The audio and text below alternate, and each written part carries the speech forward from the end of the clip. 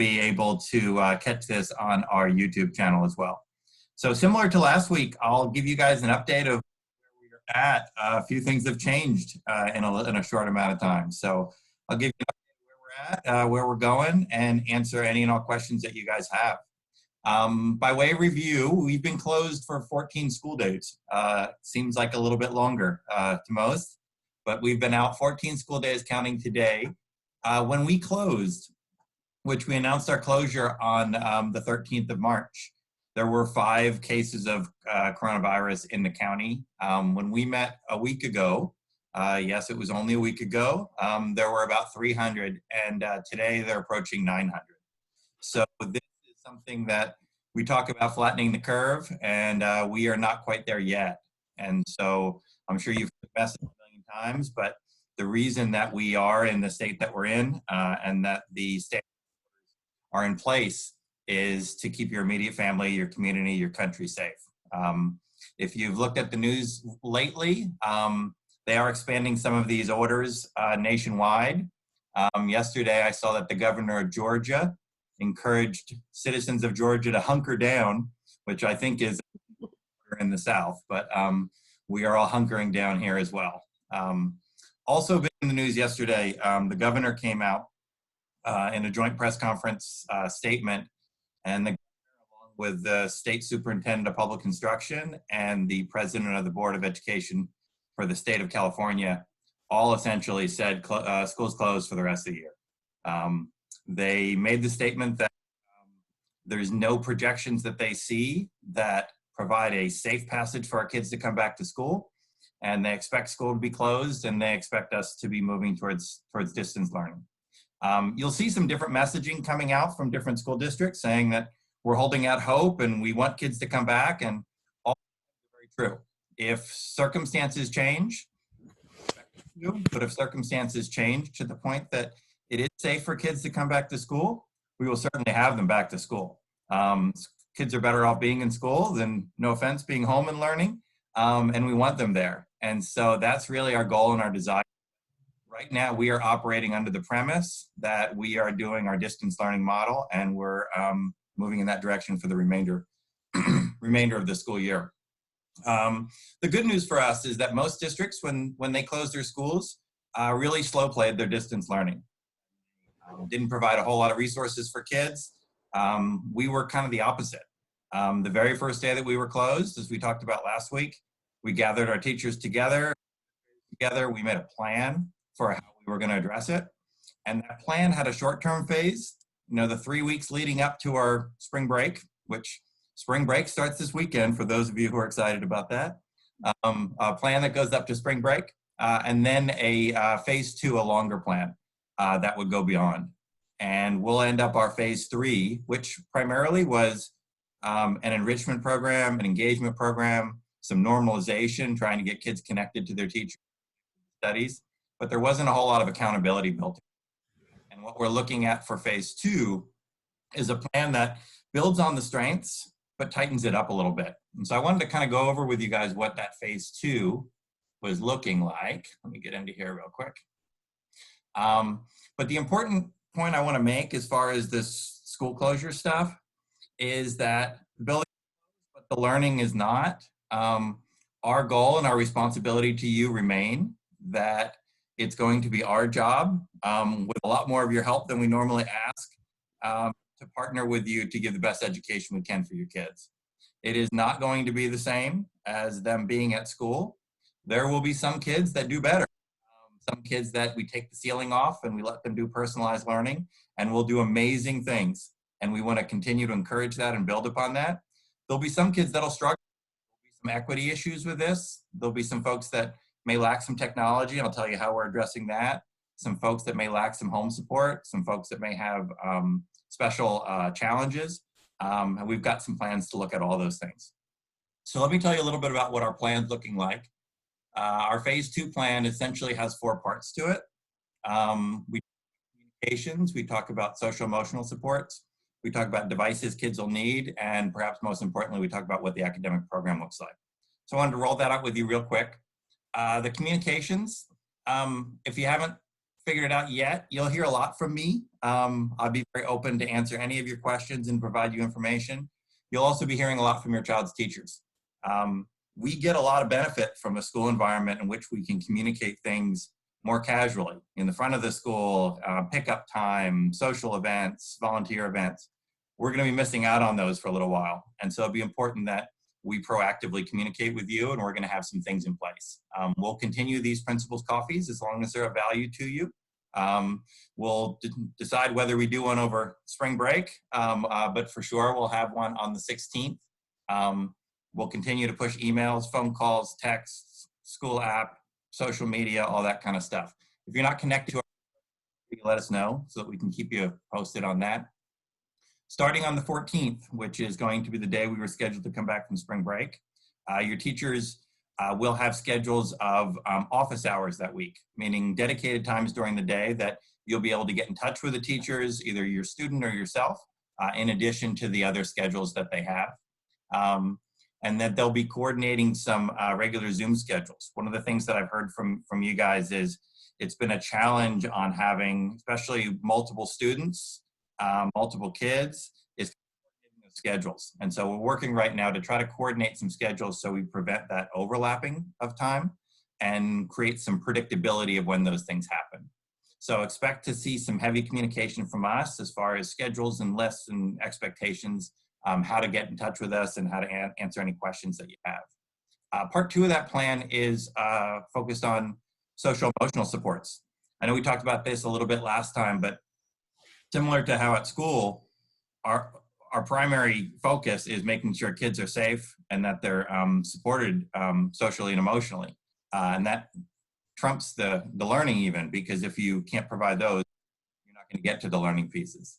When we start looking at the social supports, I'll be sharing some things coming out to you guys that have to do with resources for you. There's a lot of online resources. 211 San Diego Health and Human Services. There's a Sanford Harmony program. San Diego County Office has a lot of resources. But I'll push those out to you. But most importantly, if you or your kids are having troubles, we have people trained on staff to support kids having troubles. So reach out to us and we can connect you. Part of this challenge is we can't do it face-to-face, but there's a lot of tools in which we can continue to do that. If your student was receiving counseling at the school site, you should have received some reach out from our counselors already to continue those supports at home. So you'll see a lot of those things. The other stuff we're looking at is providing some normalizing things for kids. This situation is anything but normal. I don't have to convince you of that.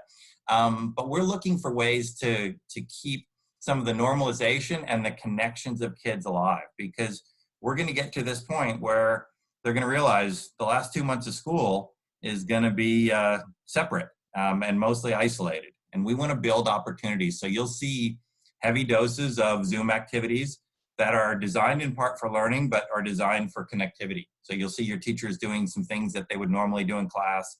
Primary grades will be doing show and tells and that kind of stuff. And you'll get things that will start to feel more like things that they would do to connect with one another.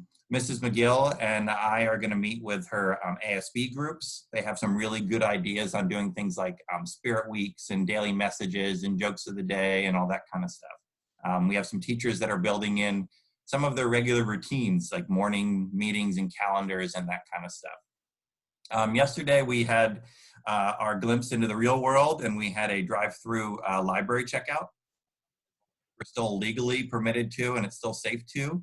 We'll continue doing that on Wednesdays after we get back from our scheduled spring break. What that's all about is having folks put in a request for a library book, and we have it waiting for you when you come. Everybody's wearing gloves. We quarantine the books that are returned, and so that they'd be safe to be checked out a week later. So we'll look to continue that. We do have a teacher parade scheduled for Friday, April 17th, so the Friday we get back. I've talked to a couple of you guys who have seen that in other places, and it allows teachers to kind of come through neighborhoods and pass by kids' houses. And the younger kids will be a little bit more excited than maybe some of our middle schoolers, but you get a chance to see your kids' teachers. So we'll be reaching out to you with some more information on connecting you to that. At our last meeting, you guys talked about some concerns you had as far as supporting others. And I did want to give you a follow-up on some of that. you had asked about kids from the San Pasqual Academy, and we talked to the residential director out there, and she said that they are doing well. They could benefit from a few more computers, so we'll be loaning that out as part of our computer loaner program, so we're good there. There were some questions on some of our kids that are socioeconomically disadvantaged. Early on, we heard that they were doing fine and that they were receiving adequate supports through the food distribution centers. There's about 8 of them in Escondido that are connected to the schools. We are starting to hear some grumblings that there's some folks that may have lost their jobs. And so I'll keep you guys posted if there's some need that presents, similar to how we've had reach outs around Thanksgiving and Christmas. We'll send some of those things out to you. You had also talked about making sure that we're supporting local businesses. And so we did push out to the school and the neighborhood communities a list of restaurants that were originally connected to the Rotary's Core de Cuisine, which the Rotary Club does a lot of volunteer work. And ironically, those restaurants were supporting the community, and now the community needs their support. So that was the first group that we started with. But feel free, if anyone has any lists that they would like to push out. We're prohibited from the school as far as advertising for people, but if we're looking at putting out a collective list of businesses to make sure that we support, that would be a good endeavor for us to take part in. So after the supports, the third piece of our plan is on devices. As you'll hear in our academic program, there's going to be more accountability and more expectations. The kids are actually doing the work. We've offered a lot of enrichment, a lot of opportunities, but it hasn't come with an accountability piece. And that's been a frustration point for both teachers and parents as far as getting kids to do it. And there will be a bigger component built in on the accountability. And if we're going to hold kids accountable to doing tasks, either using the computer or doing tasks that require the computer to access a video or so forth, it's incumbent upon us to make sure you have the right tools. So we, Mrs. Lee and Mr. Romero, when this thing first happened, jumped all over the fact that we knew that there were some kids that lacked technology and lacked computers. And we were able to get about 30 devices out to families that needed them because they lacked those devices. We've been able to look at connectivity. Right now, we're down to only a handful of families that don't have internet connectivity. So we're looking at some creative solutions to get internet in the homes. But what we're finding now is there's a lot of people who have internet, and they also have they have internet and devices, but not enough devices. So people are working off of a single laptop and sharing it among multiple kids, or it's a laptop that's used by one of you guys to do your work, or they're trying to do work on a phone that's really not equipped to handle the type of things you're doing. So we are implementing a device checkout program for folks who need it. Mrs. League is going to be putting out she's talked to some of our teachers already who may have contacted you directly, but she'll be putting out a survey, and in that survey, she will talk to you about what your device needs might be. At San Pasqual, our TKK and first grade students do their work off of an iPad, and so we'd have iPads available to be checked out, and second through 8th grade students do their primary work off of Chromebooks. In preparation of believing we were getting to this point, we ordered 100 Chromebooks that'll be available for checkout. It was great that Mrs. Brown got right on that and got those ordered because most districts can't get them anymore. There's quite the demand between the supply chain breaks in China and the needs of all these districts. So we do have ample devices if you need them. So make sure that when that survey comes out, if you're lacking in a device or devices, to let us know.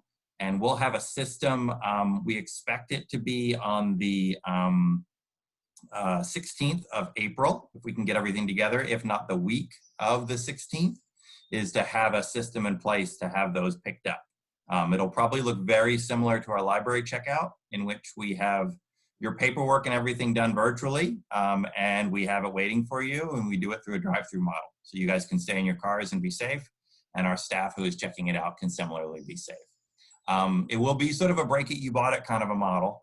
Chromebooks cost us about $300, iPads about $550. So we do expect them to come back, but we are looking at options to potentially have those checked out for a while, because if we get to the end of the school year and your kid's learning well on a device, and that would benefit you over the summer, we want kids to continue to learn, because that's going to get into our phase 3 plan of what do we do when we come back and how do we remediate some of these gaps. And the more learning your kids can do, the better. So we're looking at the possibility of having you guys keep those a little bit longer if it benefits you.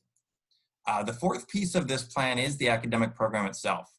And when we started this, we brought teachers together and we encouraged them all. We said to those teachers, we said, hey, we want you to be the best distance learning teacher you can be, the best virtual teacher you can be. Not one of our teachers signed up to be that kind of teacher, but they all had a great attitude in transferring to it. And what we encourage them to do is to work to their strengths, to work to things that were interesting, engaging, to try new things, to take risks, to be bold.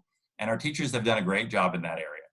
What we're finding now as we move to a time of more accountability, we want them to keep the best of all those things that are working. So you'll see a hybrid program of online learning through a structured program, and then the teacher engagement pieces through the Zooms and the things that have been working for you. So when we had to, so when we move into this program, there's going to be a little distinction between our 4th through 8th grade program and our TK through 3. So in the 4th through 8th grade program, as I mentioned last night, we purchased an online platform called Acellus, which provides core instruction. It provides remediation, assessment, and enrichment. The nice thing about that program, and we'll have all of our 4th through 8th graders enrolled. You've probably received some information if you're a middle school parent, maybe not quite yet if you're 4th and 5th, but within that program, it can provide both the lessons. If the kids get it, they move forward. If they have some gaps in their learning, it takes them back to where those gaps are. And it provides up to 6 courses for them. So we're enrolling kids in the basics. We're enrolling them in their language arts and their math, their histories, and their sciences. And as we learn a little bit more about the program, we're going to learn how much benefit the program is going to bring versus the content that the teachers are going to bring. So you'll see a little difference of a balance in that. But all kids will be into that program, and that program provides full access to you as the parent on progress. And it'll see what goals have been set to see how far the kids have moved on those goals. It's the same view that the teachers have. It's the same view that the students have. And we're hoping that'll take a little bit of a burden off of you as parents to say, what is my kid supposed to be working on? And are they number one, are they learning? And then number two, are they putting the right amount of time into this? We're very optimistic that that program is going to provide an accountability piece that'll make it easier for you to space out your kids' learning. Because as you know from this homeschool thing, it's not as predictable as a regular school. So things come up, there's issues that come up with your family, there's things that need to be tended to, and it allows a little bit more flexibility in time and spacing as far as how these things get done. And we're looking at goals that'll probably be set for the week. So these are things to accomplish for the week. And then within that week, you'll have different things that are scheduled, Zoom meetings, activities, projects, and things that the teachers will have. But there will be a clear articulation of what the expectations are, and I'll get to it in a little bit, how we believe those things will be graded. The TK through 3rd grade program is a little bit different. When we were looking at that program, the TK through 3rd grade teachers and myself looked at that as saying an online program, we struggled to have an online program work well in the school environment for kids of that age.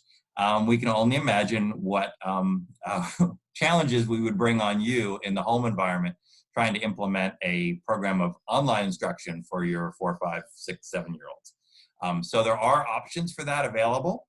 But most likely what you'll see on that in the TK through 3, and the teachers are working on it right now, is tightening up the things that they're working right now. They'll look to continue the things that are working really well, but they're also looking to provide some more structure and accountability for you so that you know what's expected. So we're talking about things like having checklists, having schedules for the week, those types of things. Not wanting to put too many constraints on you, but allow you to have a measurable way by which you can kind of check off what they're supposed to be doing and to monitor how their progress is going. What I'm hearing from a lot of parents is a very Three Bears Goldilocks scenario. There's some parents that are feeling this is too much, it's too strict, it's too tight, there's too many things, I just can't handle it. And we're hearing from some other parents that it's not enough. There's either not enough resources, or it's not structured enough, or they're lacking certain pieces. And we want that just right scenario for you guys. So what we're looking at doing as we provide these things is keeping that open line of communication with your child's teacher, because where we can normally have those casual conversations and you can say, hey, we had sports this night, we didn't really get to homework, we're going to do it later in the week, we kind of figure this out. We're not going to have those natural times. So we're going to want to make sure we keep those lines of communication open. And our mantra as we move through is flexibility with accountability, which means that we understand that these are trying times. This is a challenging time for all of us. But we want to hold the kids accountable to a certain point so that their learning continues. If we don't have that accountability model, we're not going to get the results that we're looking for. A few things that we're focused on in this kind of homeschool model is our goal in these last 2 months of school is not curricular coverage, meaning we are not telling the teachers you need to get to every single standard that you would have covered in a normal school environment on the backs of the homeschool environment. We are looking at teachers focusing on core things, their reading, their writing, their math. In the middle school, you'll see a greater focus on the sciences and the histories. But we really want to continue to develop this core knowledge in our kids. But we aren't under the misconception that they'll be getting all the stuff that they would have had if they were sitting in the classroom. We want to equip you guys with the tools that you need. Part of that, like I said earlier, is getting you the computers and technology that you would need, but also getting you the supports. So if there's a lack of clarity as this thing rolls out, as far as what your kids should be doing, how long they should be taking, all this kind of stuff, reach out to your teachers. They're going to have some dedicated time throughout the week to answer your questions and talk to you and be available to you.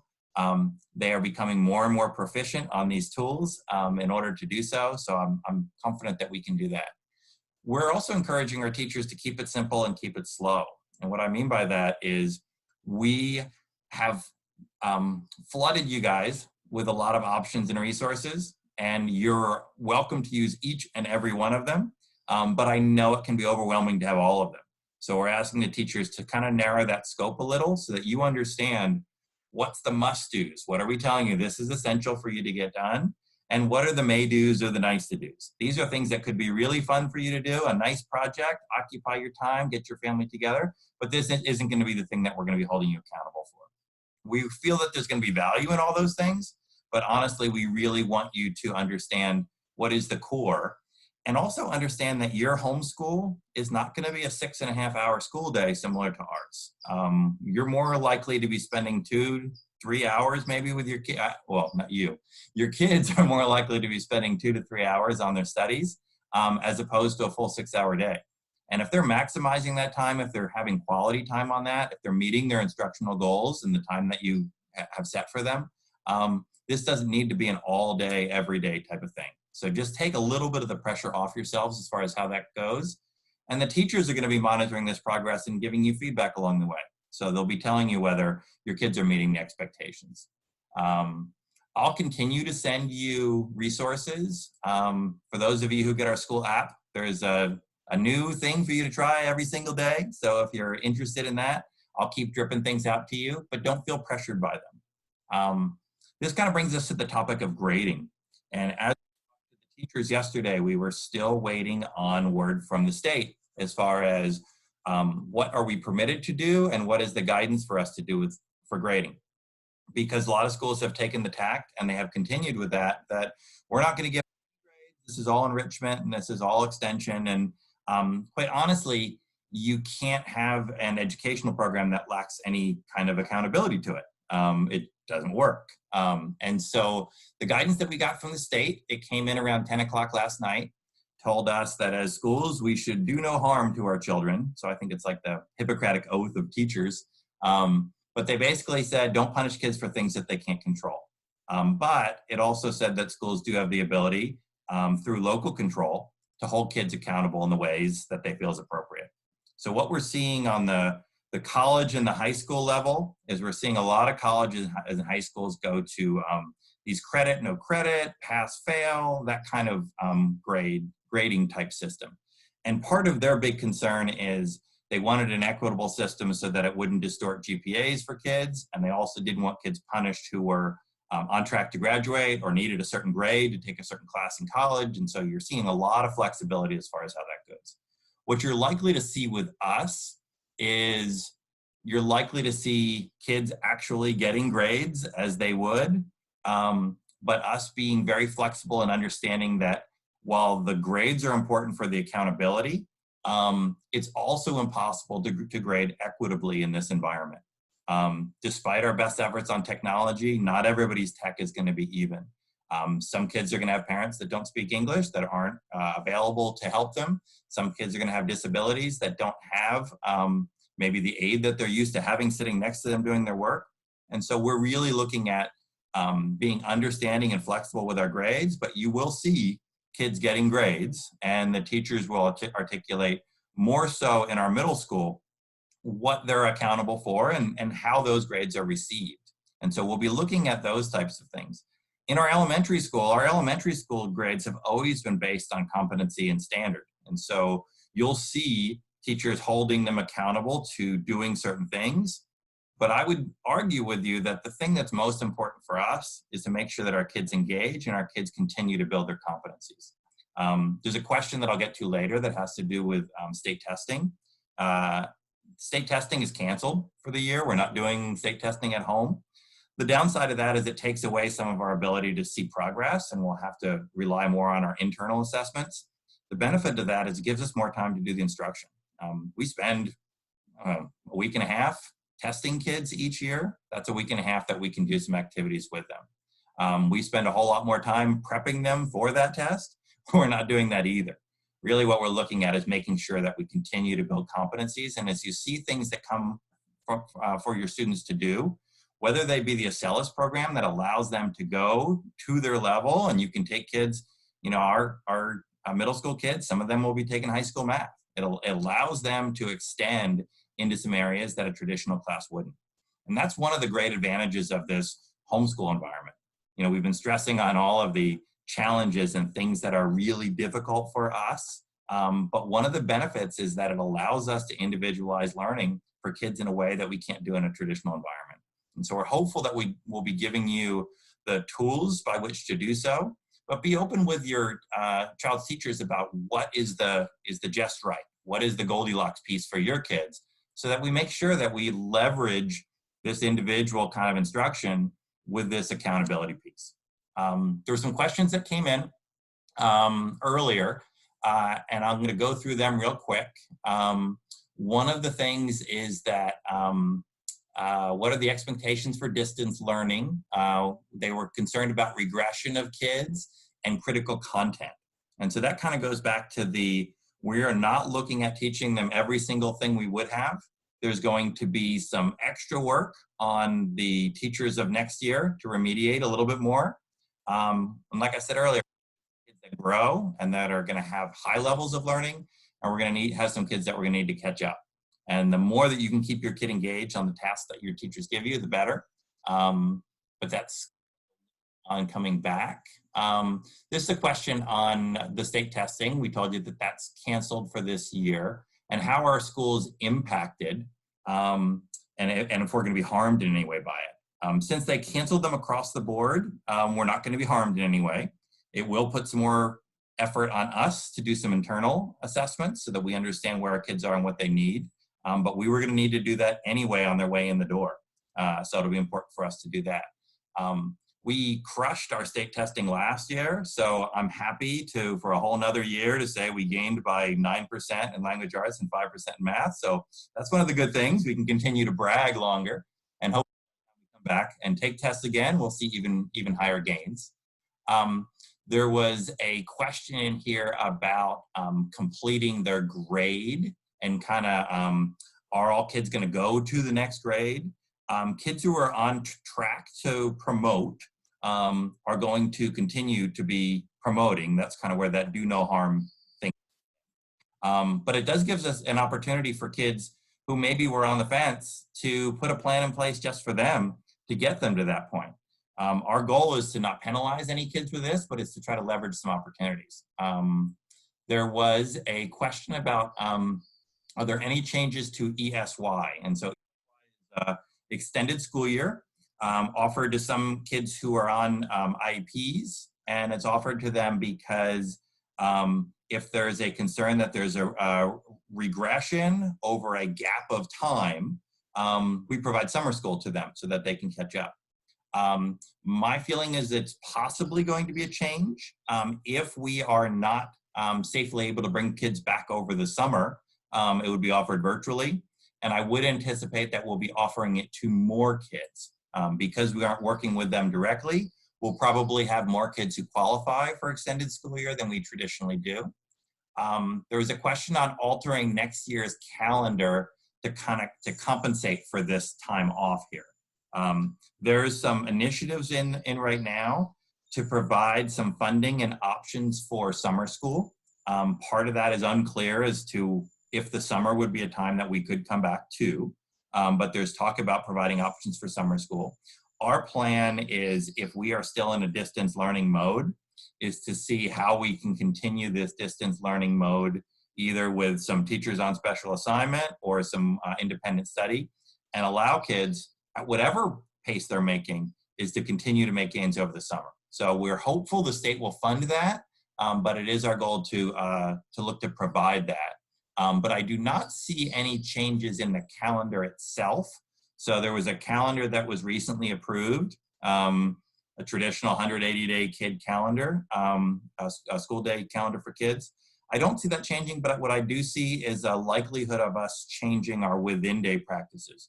We'll probably have our schedules a little bit different because we're going to need to account for the fact that there's going to be some kids that are going to need some help for us to regroup them, to recoup some of the things they lost. We're going to find some kids that when we get back from this model who rocked the online distance learning, and we want to be able to leverage that. If we have a kid that learns really well using a device and we take the ceiling off them and allow them to go further, how can we do that throughout parts of the day? The program that we went with was a program that we were actually researching for that purpose. And it was a program that allows us, because we're a small school, we don't have the ability to shift kids into accelerated courses as a matter of our program, especially in like a middle school when there's 2 or 3 classes per the entire grade. But if we can leverage technology and kids succeed in that technology environment through a blended learning model, we don't throw the teacher out, teacher still is going to provide a lot of value. But if we can give them some curricular delivery, assessment, remediation through that model, we're probably going to have something built into our schedule for that. There's a question here that says, hey, I'm a little bit concerned that we're doing all this digital stuff and my kid hasn't had to write anything down or do anything on paper. So as part of our model, and it's a valid concern, especially for our younger students. So as we move into this model, cheers by the way. As we move into this model, we are looking at having a parallel path. So there is going to be a digital expectation that'll be our more richer environment. You know, we can do a whole lot of things. We get kids connected in a whole lot of different ways, and we provide a lot of variation for what kids can do. But in each grade level and each subject matter, we will be providing a packet. So if you have a kindergartner, you have a 6th grader, you have an 8th grader, there will be packets available. For some kids, that'll be their primary focus. If there's some issue with technology, either reliability, or there's some kids who will learn better by writing things down and doing things that way. And we want to provide options for both. And so expect when we come back from our virtual spring break on April 17th, we'll have those print packets for you. And we'll have some sort of a pickup system for you guys to come get them, delivery system for people who can't. But your child's teacher can provide additional options for you, but we'll have those packets for people who want to learn that way. We had a question in here that was sort of two-sided, and it was kind of going into, hey, you've been pretty lenient so far as expectations. Are you still going to be flexible with parents when there becomes more accountability? And I would say that that's that whole Goldilocks thing. We're going to tell you what our expectations are. We're going to work with you on that. if we aren't meeting your child's needs and it's too restrictive for what your home environment's looking like, talk to your teacher and let them know. They are very eager to work with you, and none of us has done this before. So this is something we're figuring out as we go along. And if there's some ways that we can serve your kid better through this environment, we can have a lot more flexibility than you can in a classroom of 20 kids who are all expected to do the same thing. Have some flexibility with. On the flip side, we do want kids to be held accountable. We want kids to feel that their work is counting for something, and that we want them to know that teachers are looking at their work and assessing it. One of the teacher school mantras is you inspect what you expect. So if we're expecting them to do it, the teachers are going to take a look at it and give them some feedback on it. So it's important for the kids to feel that this isn't just busy work, that they are getting this work because it's going to matter. And the kids who take advantage of it will be in a much better shape when we roll back than the kids who might not. There's a question on coordination of Zoom meetings in a schedule. Yep, we're working on a schedule to try to prevent overlapping on that. There's a question about promotion, so our 8th grade promotion. Right now, it's looking like we're not going to have our 8th grade promotion the same date that we had originally scheduled.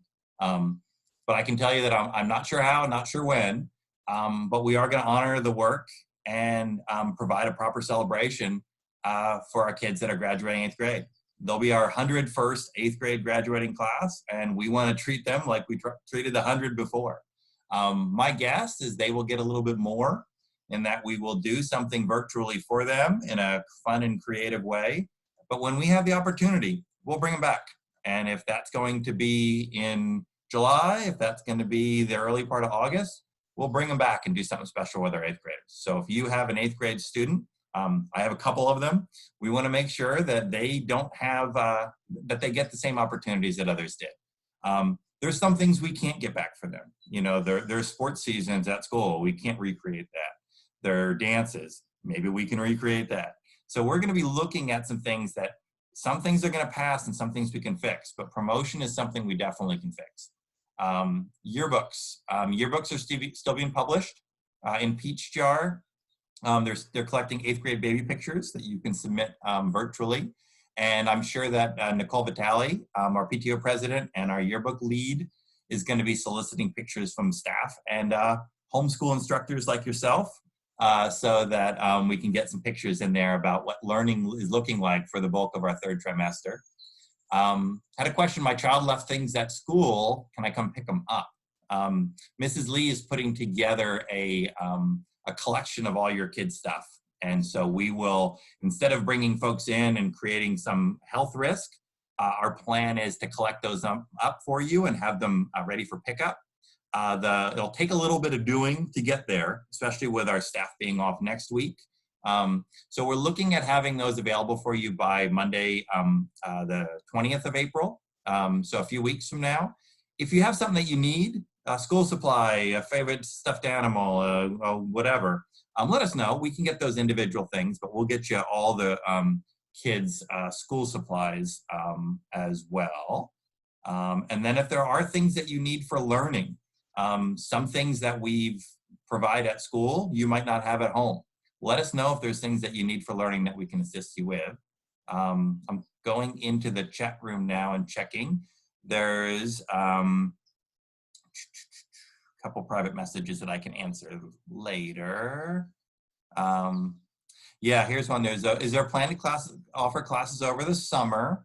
There's amazing online free things, and they listed some things. Is it possible? Yeah, I'm looking at, and this is just a personal thing, is we're looking at how to leverage this time to teach kids things that we want to teach them. In the thing here, they talk about NASA and art museums and so forth. Personally, I want my kids to learn a little bit about personal finance. So we're having them do a personal finance class. I want my kids to learn a little bit about foreign language. We're looking at doing foreign language stuff. And this is on top of some of the expectations that the teachers are having, but it's also one of the reasons why those teachers' expectations aren't taking up your whole day. There's some other things that you can reach out and do. As far as summer school type stuff, I do expect that we will summer school options and offerings. I just don't know what they're going to be yet. Right now, there is no funding to make it larger than our current model is. No funding to pay teachers, so it could be more of a tech-based model where we have somebody that oversees those accounts. But if more funding comes in, then the program potentially gets bigger. But we're either making it up over the summer or making it up when people come back. Gaps. And I know that Ms. McLaughlin just put out a thing that I saw yesterday as well. That was the zoo is offering some free courses for middle schoolers. So she was looking at incorporating that into some things that she is doing. There's a question that was asking about, are there going to be third trimester report cards? There are going to be third trimester report cards. Just don't know for sure exactly how those will be reflected. The things that can be accurately assessed and reported out, that have done no harm, will be reported out similar to how they have been. I would expect you'll see in the TK through 5, you'll see standards-based grades as you have for the things that the teachers feel they can accurately assess. So you might not be seeing things in there. Maybe there won't be science grades or social studies grades, but you should expect some things in there about their reading progress and their math progress and those types of things. In the middle school, you'll see, or I would expect that you'd see, is letter-based grades like you have for the things that can be accurately assessed. Many schools are taking that mantra of doing no harm to mean that kids' grades can only go up and that they cannot go down. I think it's a terrible message to share with our kids. So that is not the message I'm going to be sharing out. But if we are having kids that are struggling in the homeschool environment that's adversely affecting their grades, we want to find out why. Is it they lack technology? Is it they don't understand accounts? Is it that there's a language issue? Is it a special education issue? And then address those needs. Because really the grades are much less important than their progress. And so there's a lot of focus right now on, maintaining the grades of students. For me, it's maintaining the accountability, making sure that we're effectively communicating back and forth with you as far as what we're doing.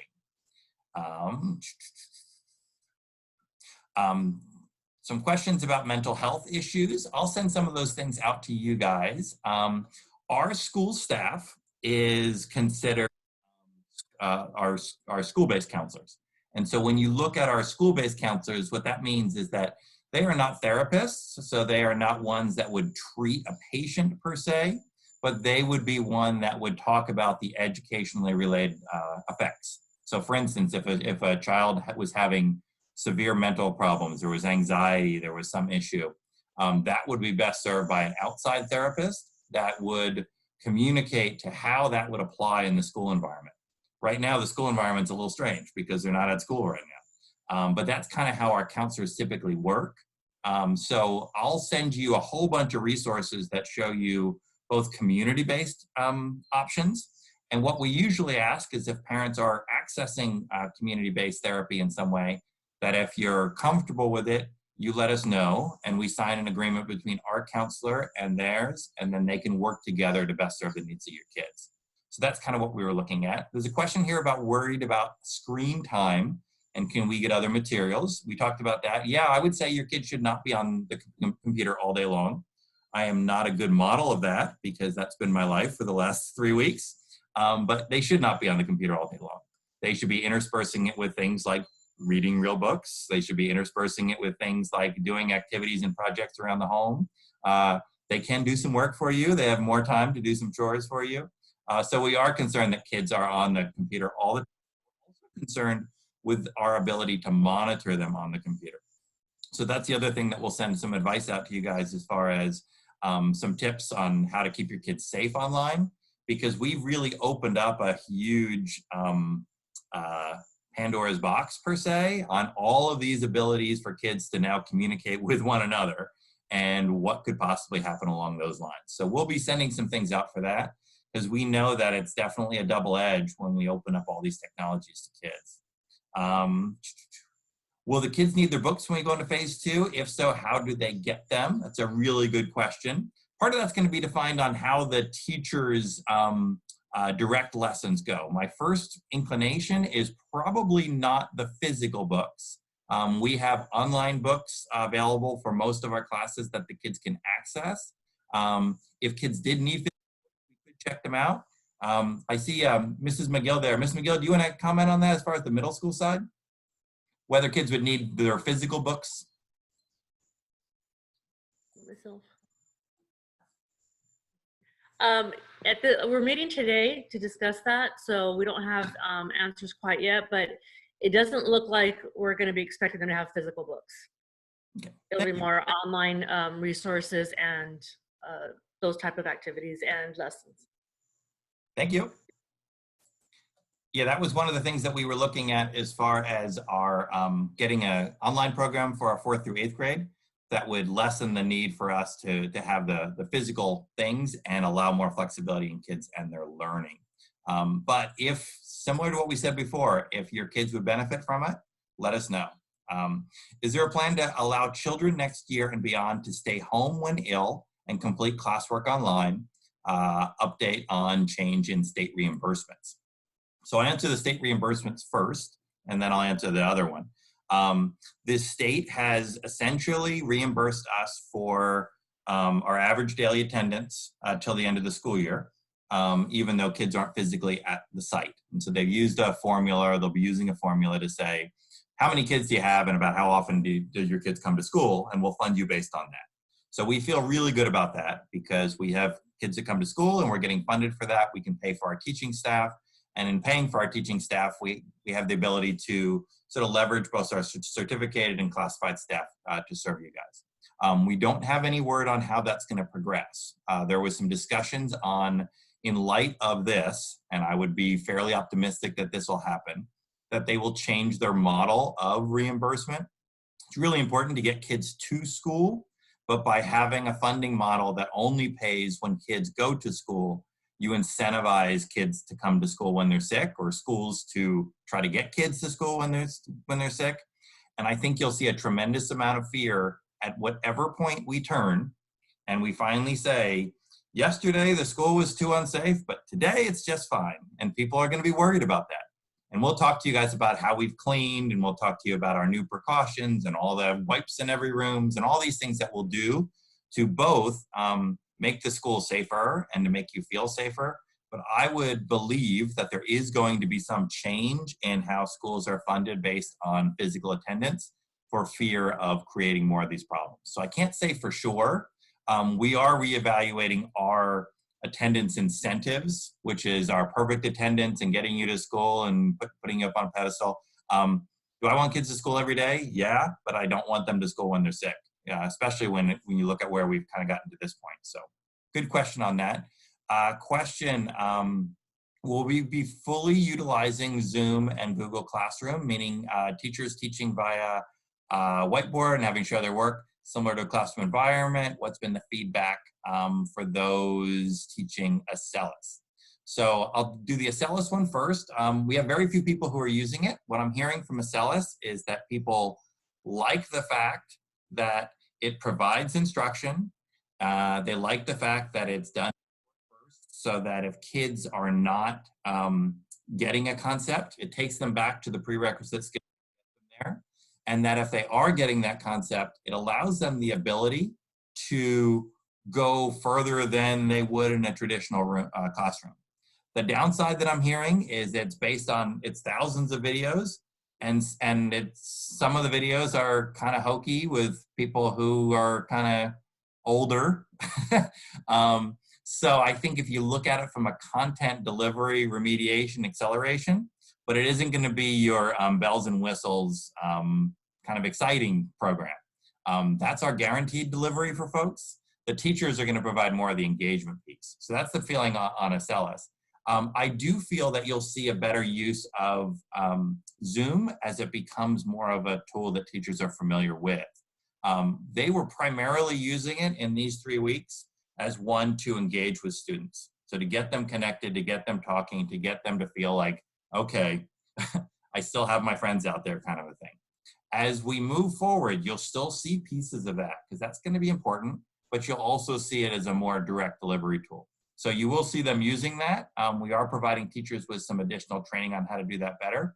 Part of that's going to depend on the teachers, but what we've been able to do well so far that I anticipate moving forward is that our teachers are teaming together as either departments or grade levels and working to their strengths within their teams. So what you'll probably see, especially in the elementary grades, you'll probably see some teachers that aren't really your child's primary teacher teaching some of those lessons and then having them trade off on different things.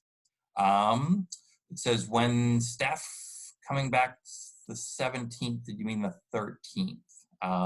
Let me see. The 17th is when we were going to have packets available for you guys, and the 17th is when our teachers parade is going to be. The 13th is still part of our spring break, so the 14th would be the day that we expect to start doing our tech checkout. So hopefully that answered that question for you. If not, put a clarifier in there.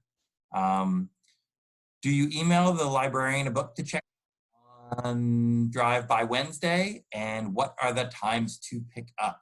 And so what we did this week is weren't too sure how we were going to do it. We initially had a great plan in place to have people able to go into the library and to maintain their social distance and to get their books. And Mrs. Carroll and Mrs. Thompson did a phenomenal job putting together a master plan.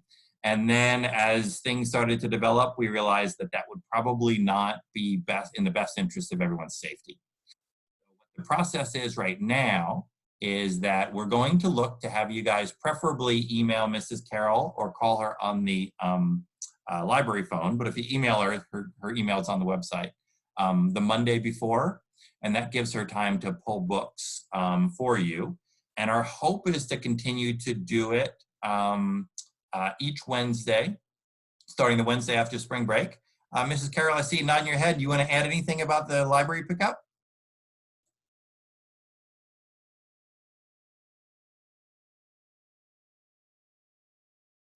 I'll unmute you here. I'm trying to.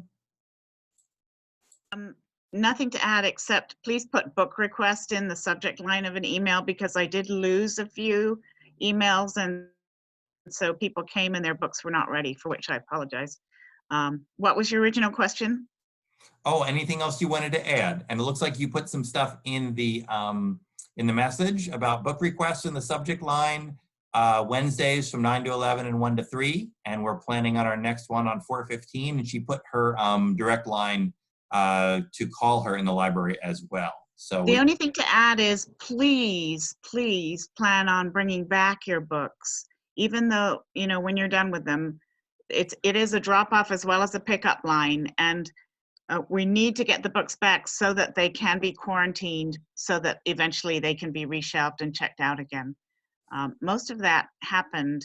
We had very few people who just came for pickup this time, but even if you don't want to pick up, please bring back your old library books. Thank you, Ms. Carroll. Yeah. To that end, we did go through, if your child had a book that was checked out but left in the classroom, we did go through and retrieve a number of those books, let the teachers know. So if your child did have a book in the classroom, it's probably back in the library collection, so we can check those out to them again. We looking for some additional questions, and I would agree with the amazing librarian comment. And for those of you guys who might know, we did open up AR testing, so kids can do AR testing at home. So that information is on the website as well. Oh, they were looking at how do you spell Acellus. It's spelled A-C-E-L-L-U-S.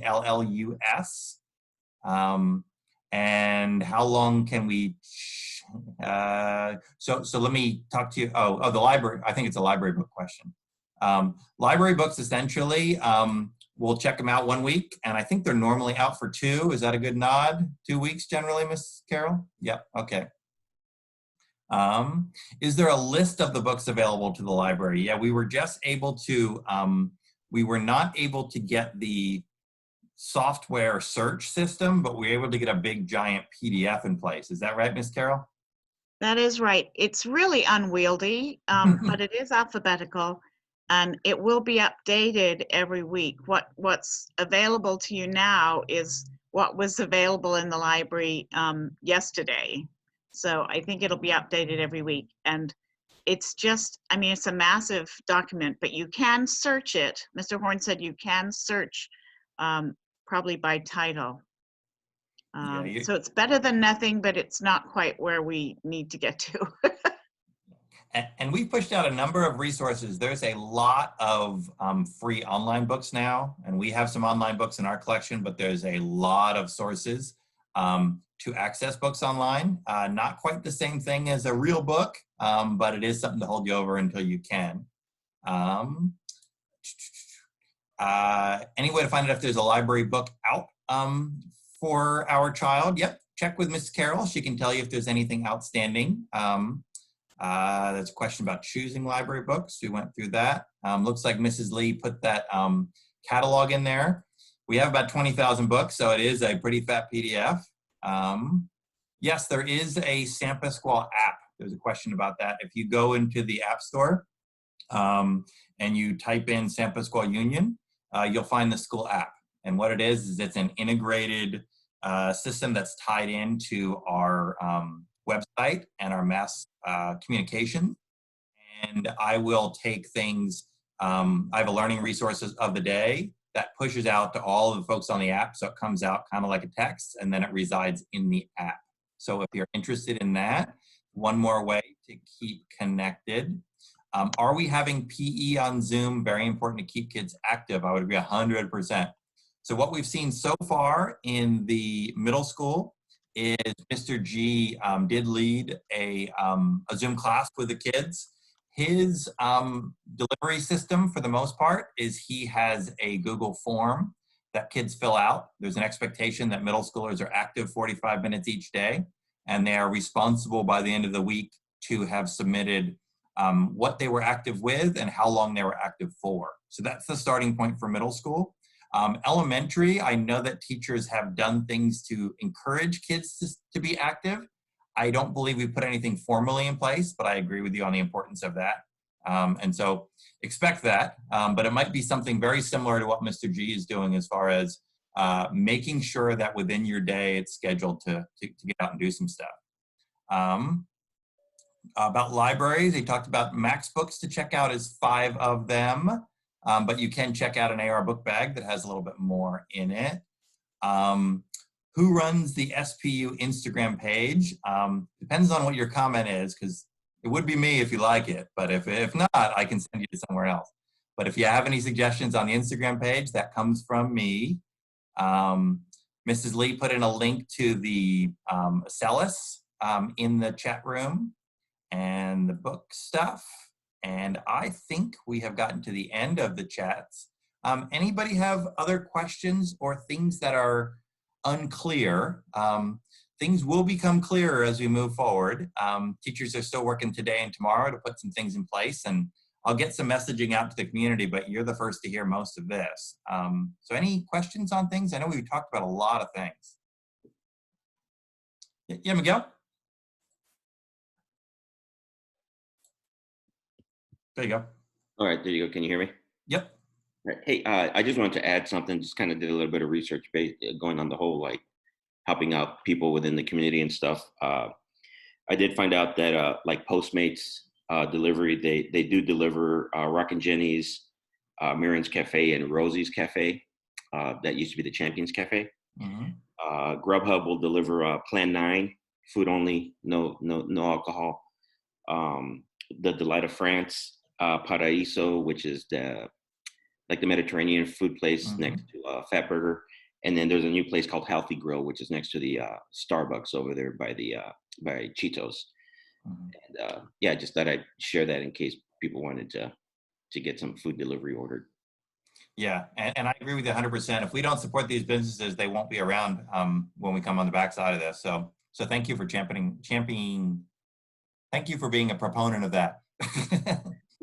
No problem. All right. Yes, there's a question about Teacher Parade. We are still working out the details, but we will get that out to you. Probably get some parents involved in it too, because our goal is to try to get it so that we get past the largest number of folks' houses. And we do have tentative plans to to have it run through the community up Cloverdale into the San Pasqual Valley. So that's kind of what we're looking at right now as far as that goes. Yep, that's in the message stuff. Any other questions that anybody has? Anything that you're unclear of or that we can help you with, or? Hey, Mark, just a quick question on this. So going into phase two, obviously we're still in the planning stages, and of course, more accountability and everything going forward. So we're going to see less of the emails that state, no worries if you can't get this done. Try your best, and if you want to, and not that there was anything wrong with it, because again, I understand that this was a big change for everybody, but I think if going forward, if we're going to hold more accountability, we should probably see less emails kind of emphasizing the not emphasizing the don't worry portion. Yeah. What you'll probably see is emails that have a differentiating effect, meaning this is what we expect you to do. We're collecting it on Friday, or it needs to be submitted by a certain date. This is how it fits into your overall grade. And I'm talking more middle school side. But you'll also probably see things that are, these are some fun things to do and try. So you'll see those kind of things offered, but there'll be a separation between what's expected for us to do and what we're holding you accountable for, and those things that are really to try to engage or have them do kind of extension enrichment stuff. So you'll see two piles of those things. All right, I'll click through, see anybody else have any questions or concerns. All right. Yes, there was a question in here. There was a question about, is there a way to get the kids' names on the marquee? Yes, we can do that for you. So submit those. If you could, why don't you email them to me? I'll make sure they get to the right place on the kids on the marquee. And then there was a question in here about, will the recording be posted? Yeah, so we'll put this one with the other one. So we have a San Pasqual YouTube page or YouTube channel. So if you go to the main website, you can search it through YouTube, but you can go to the main website, and on the bottom right of our website, you'll see several icons together. And one of those is the YouTube icon. We should have that one up probably by the end of the day today, but the one from last week is on there. So we'll post it there. Does Miss Carol know or have access to our kids' recommended AR to get AR book bags? I believe she has that information, but or she could get that information for sure. Is there a way or program for students to stay connected during this time with their friends? Probably too many, but if you look at some of the social media apps, most of our kids at the school right now who are connected to their friends do so through Instagram and Snapchat. There are some perils in there, so you want to make sure that you monitor that. These Zoom accounts that we're using, a lot of these social networking things are free at the moment, but I would think the social media stuff, if regulated right, would be your best bet to keep your kids connected to their friends. Mrs. Carroll recommends that we email teachers for the reading level, because she doesn't have that right now. So email the teachers directly, and then we can get you set up as far as book bags go. All right, anything else that you guys have? If there's nothing for today, feel free to email me. I'm still digging through some piles of that, so be patient, but email and reach out. I'm not going anywhere over spring break, so if you have any questions, I'll be able to get back to you. All right, well, I want to thank you guys. I've been super impressed with our teachers' ability to get a meaningful instructional program out, but I've been equally impressed at your receptivity in it. This isn't what anybody signed up for. This isn't what anybody we didn't think we'd be in this spot. But I do think we're off to a good start as far as giving our kids what they need and making sure that we can make the best of a pretty bad situation. So look for opportunities in this. Look for opportunities to spend some time with your kids. Look for some opportunities to individualize your kids' instruction, either with our help or on your own. Engaging your kids in positive things, you can't go wrong. So continue to do those. I really appreciate it. Thank you guys for being our partners on this. And we look forward to seeing you again soon. If there's strong feelings about doing one of these next week, we'll do it next week. If not, I'll definitely have one planned 2 weeks from today when we all get back from our virtual spring breaks. All right. Thank you guys. I really appreciate it. All right. Be safe.